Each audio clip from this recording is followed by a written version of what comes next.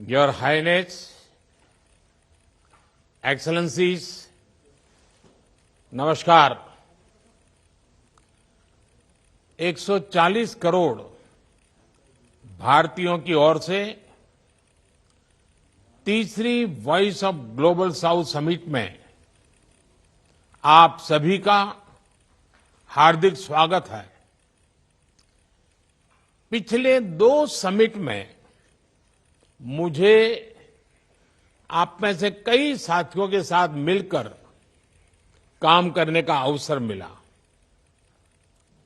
मुझे अत्यंत खुशी है कि इस वर्ष भारत में आम चुनावों के बाद एक बार फिर आप सबसे इस मंच पर जुड़ने का अवसर मिल रहा है।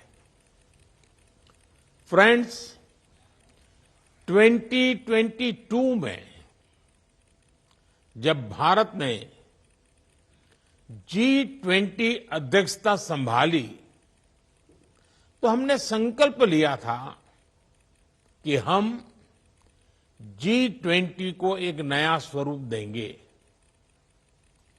Voice of global south summit एक ऐसा मंच बना जहां हमने विकास से संबंधित समस्याओं और प्राथमिकताओं पर खुलकर चर्चा की और भारत ने ग्लोबल साउथ की आशाओं, आकांक्षाओं और प्राथमिकताओं पर आधारित G20 एजेंडा तैयार किया। एक समावेशी और विकास केंद्रित अप्रोच से G20 को आगे बढ़ाया। इसका सबसे बड़ा उदाहरण वह ऐतिहासिक क्षण था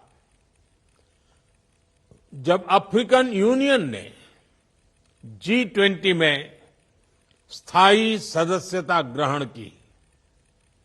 फ्रेंड्स, आज हम ऐसे समय में मिल रहे हैं जब चारों ओर अनिश्चितता का माहौल है। दुनिया अभी तक कोविड के प्रभाव से पूरी तरह बाहर नहीं निकल पाई है। दूसरी ओर युद्ध की स्थिति ने हमारी विकास यात्रा के लिए चुनौतियां खड़ी कर दी हैं। हम क्लाइमेट चेंज की चुनौतियों का सामना तो कर ही रहे हैं और अब हेल्थ सिक्योरिटी, फूड सिक्योरिटी और एनर्जी सिक्योरिटी की चिंताएं भी है। आतंकवाद, अतिवाद और अलगाववाद हमारे समाजों के लिए गंभीर खतरा बने हुए हैं। टेक्नोलॉजी डिवाइड और टेक्नोलॉजी से जुड़ी नई आर्थिक और सामाजिक चुनौतियां भी सामने आ रही है। पिछली सदी में बने ग्लोबल गवर्नेंस और फाइनेंशियल इंस्टीट्यूशंस इस सदी की चुनौतियों से लड़ने में असमर्थ रहे हैं। फ्रेंड्स, यह समय की मांग है कि ग्लोबल साउथ के देश एकजुट होकर एक स्वर में एक साथ खड़े रहकर एक दूसरे की ताकत बने। हम एक दूसरे के अनुभवों से सीखें, अपनी क्षमताओं को साझा करें, मिलकर अपने संकल्पों को सिद्धि तक लेकर के जाएं, मिलकर 2/3 मानवता को मान्यता दिलाएं और भारत ग्लोबल साउथ के सभी देशों के साथ अपने अनुभव, अपनी क्षमताएं साझा करने के लिए प्रतिबद्ध है। हम आपसी व्यापार, समावेशी विकास, सस्टेनेबल डेवलपमेंट गोल्स की प्रगति और विमेन लेड डेवलपमेंट को बढ़ावा देना चाहते हैं। पिछले कुछ वर्षों में इंफ्रास्ट्रक्चर, डिजिटल और एनर्जी कनेक्टिविटी से हमारे आपसी सहयोग को बढ़ावा मिला है। मिशन लाइफ के अंतर्गत हम न केवल भारत में बल्कि पार्टनर देशों में भी रूफटॉप सोलर और रिन्यूएबल पावर जनरेशन को प्राथमिकता दे रहे हैं। हमने फाइनेंशियल इंक्लूजन और लास्ट माइल डिलीवरी के अपने अनुभव को साझा किया है। ग्लोबल साउथ के विभिन्न देशों को यूनिफाइड पेमेंट्स इंटरफेस यानी यूपीआई से जोड़ने की पहल की है। एजुकेशन, कैपेसिटी बिल्डिंग और स्किलिंग के क्षेत्र में हमारी पार्टनरशिप में महत्वपूर्ण प्रगति हुई है।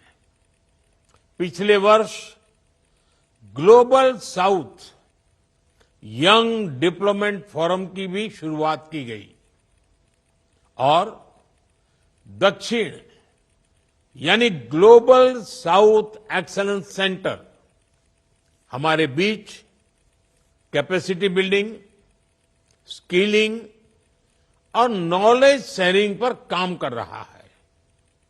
फ्रेंड्स, समावेशी विकास में डिजिटल पब्लिक इंफ्रास्ट्रक्चर यानी डीपीआई का योगदान किसी क्रांति से कम नहीं है। हमारी G20 अध्यक्षता में बना ग्लोबल डीपीआई रिपोजिटरी डीपीआई पर अब तक का पहला मल्टीलेटरल कॉन्सेंसस था। हमें खुशी है कि ग्लोबल साउथ के 12 पार्टनर्स के साथ इंडिया स्टैक साझा करने संबंधित समझौते हो चुके हैं। ग्लोबल साउथ में डीपीआई में तेजी लाने के लिए हमने सोशल इम्पैक्ट फंड बनाया है। भारत इसमें $25 मिलियन का शुरुआती योगदान करेगा।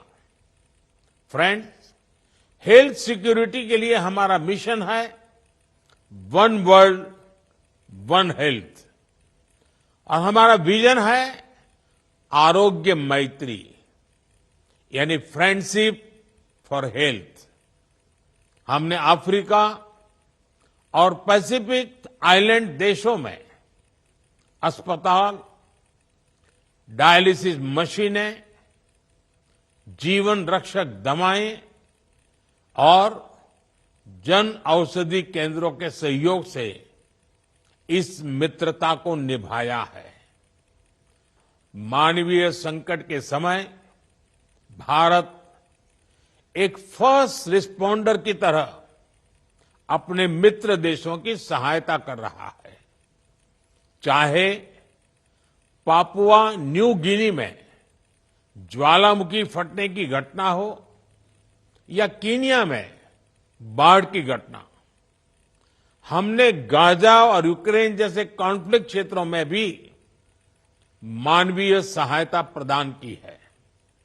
Friend, voice of global south summit एक ऐसा प्लेटफॉर्म है जहां हम उन लोगों की आवश्यकताओं और आकांक्षाओं को आवाज दे रहे हैं जिन्हें अब तक अनसुना किया गया है।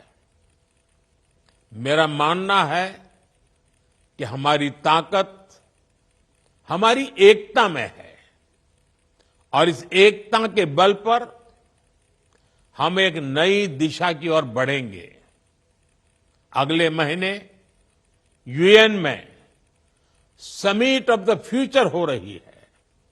इसमें पैक्ट फॉर द फ्यूचर पर बात चल रही है।